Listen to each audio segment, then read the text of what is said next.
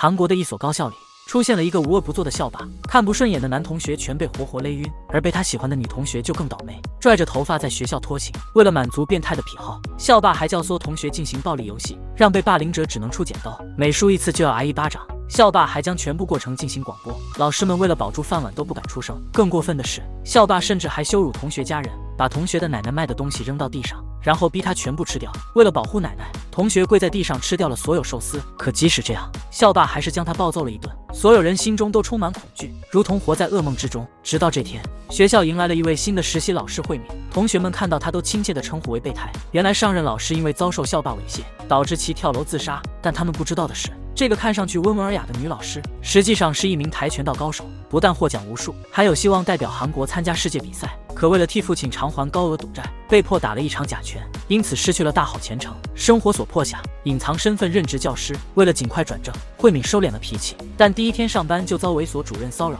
可为了保住饭碗，她不敢反抗，只能躲厕所里发泄心中的怒火。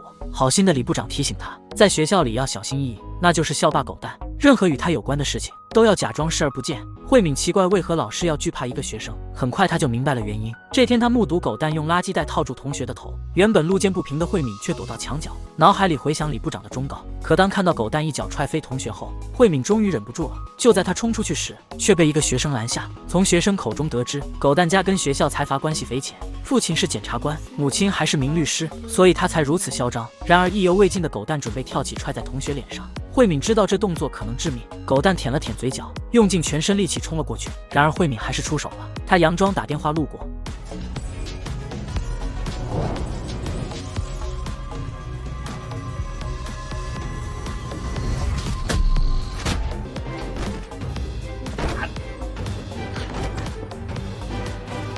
慧敏做出一副柔弱受伤的模样，一边撒娇一边指责他们，像小学生一样。摘掉垃圾袋后，才发现是自己的学生郑宇。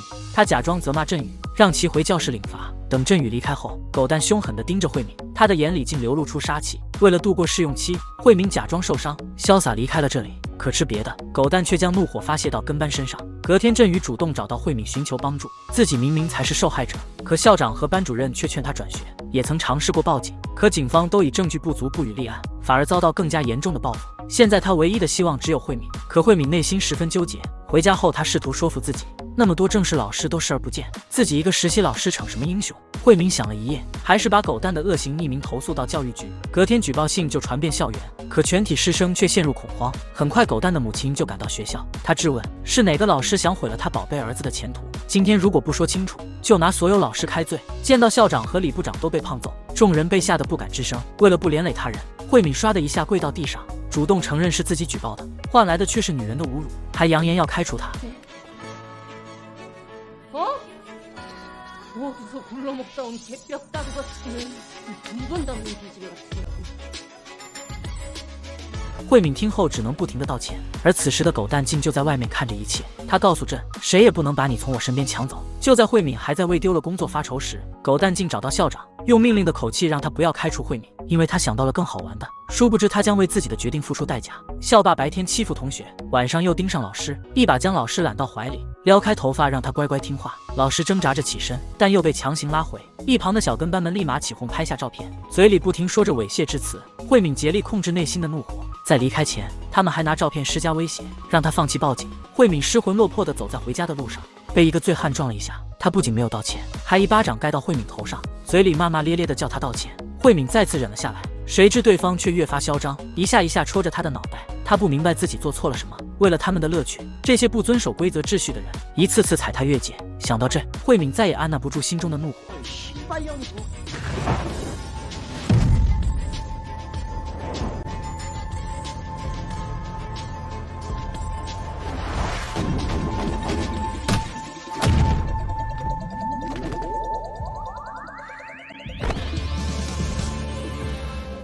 他体内战斗的基因被唤醒，既然世界失去了公正，那就用以恶制恶的手段，让他们付出代价。此时，狗蛋一伙正巧在球场与人发生了冲突，突然一个戴着猫脸面具的人趁乱加入打斗。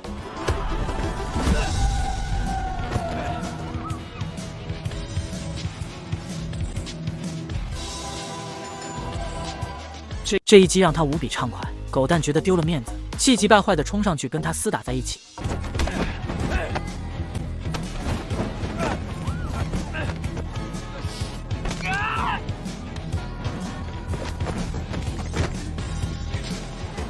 接着一拳打得他当场喷血。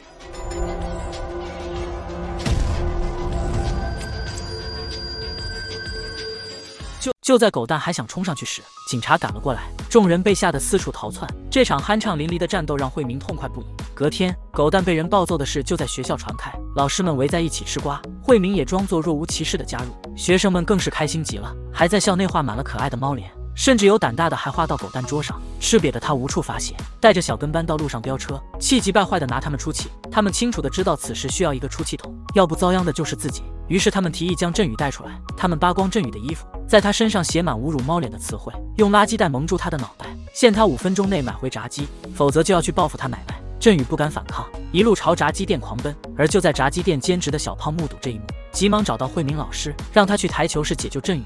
原来昨晚在球场，警察是他叫来的，而他也发现老师就是猫脸。说完就脱下自己的衣服给慧明。很快他就赶到台球室，狗蛋见到猫脸，直接一颗台球砸了过来。没有过多废话，两人迅速扭打在一起。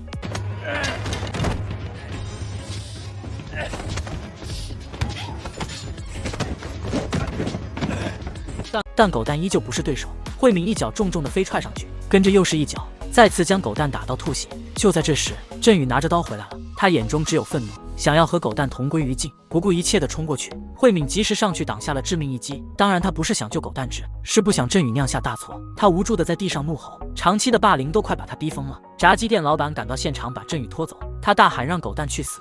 慧敏也因失血过多被送进医院。父亲看着桌上的面具想到了什么，等慧敏处理好伤口出来，看到了鼻青脸肿的父亲。原来护女心切的他本想找狗蛋算账，谁知反被暴揍了一顿，也因此让狗蛋想到了找出猫脸的方法。校霸喜欢看人手臂，如有反抗就一把薅着人家头发，在走廊脱血，不顾女同学的求饶，一脚踩到她的脸上。他告诉所有人，只要猫脸一天不出现，他就每天打一个无辜的人。可接连几天他始终找不到人。然而就在这时，他看到差点被学生撞到的慧敏，发现她的身形跟猫脸一模一样。狗蛋露出了瘆人的微笑。这天李部长找到慧敏，告诉他下个月就可以转正了。他高兴地将此事告诉父亲，殊不知狗蛋一直在跟踪他。慧敏还想否认，可狗蛋却一把抓住他受伤的手臂，将他按在桌上，再次拿出垃圾袋给他套上。本打算好好虐他，突然想到了一个更有意思的玩法。既然慧敏让自己在大家面前出丑，那就当着所有人的面打败他。1周后就是学校校庆，他要慧敏在那天和自己来一场拳赛。当然慧敏可以拒绝，不过他也会将振宇持刀伤人的视频公开出去。慧敏质问他难道没有过愧疚，然而恶魔却是本性难移。这天慧敏发现振宇没来学校，最终在天台找到了他。他已经快撑不下去了，没有人能够拯救他。慧敏一把抱住他，告诉他没有做错什么。잘했어, 진영아. 우리 이기자. 축제 때 꼭 와, 진영아. 很快就到了校庆的日子，曾遭到狗蛋霸凌的学生都戴上面具，为猫脸打气，为了正义，更是为了公平与正义。慧敏毅然决然地走上擂台，在台下的欢呼声中，两人展开了对决。而狗蛋其实从小就接受过训练，再加上慧敏手上有伤，一时无法招架，还被狗蛋摘掉了帽子。众人这才惊讶地发现，猫脸是个女人。狗蛋上去狠狠给了她几脚，重重地摔到地上。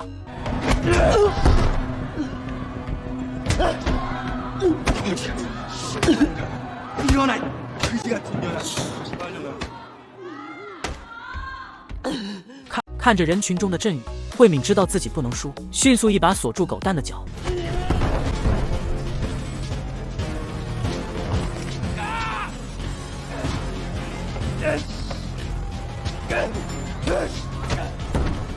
接着是一记从天而降的腿法。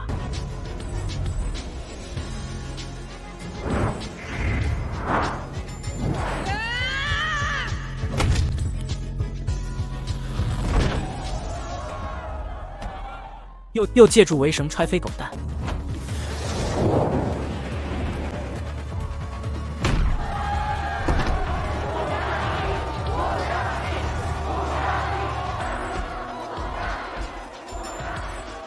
慧敏决定不再伪装，今天一定要打得他跪地认错。当他摘掉面具的那一刻，台下的所有人越发疯狂，久违的感觉让慧敏更加兴奋。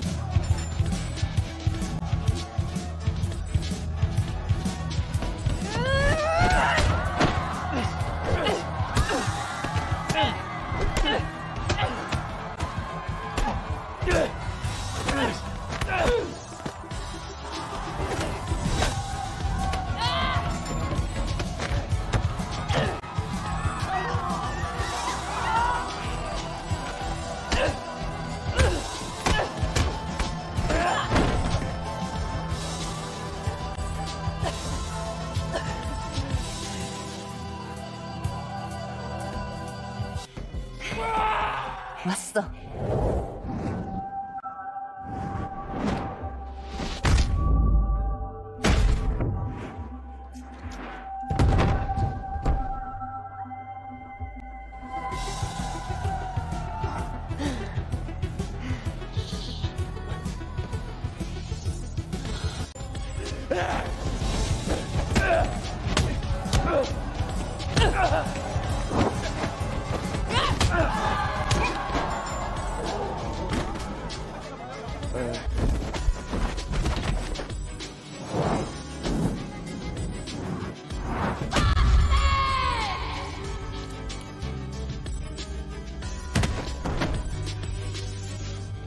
慧明也已经听到精疲力尽，可想到和振宇的约定，他再次借助围栏之力，一脚将狗蛋踹飞出去。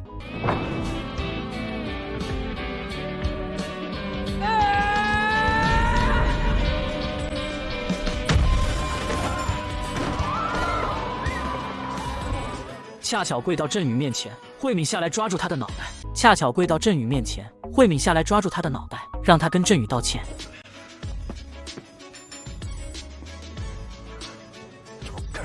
새끼야. 네 사과 따윈 필요 없어. 넌 이미 모두에게 졌으니까. 지옥에나 가라.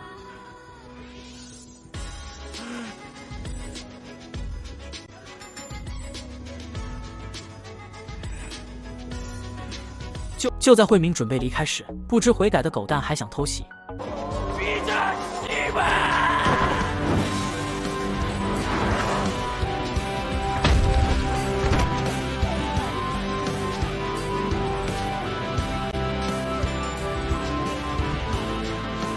这一脚直接让他口吐白沫，在众人崇拜的目光中，慧敏推开了拉门，光明最终还是战胜了黑暗。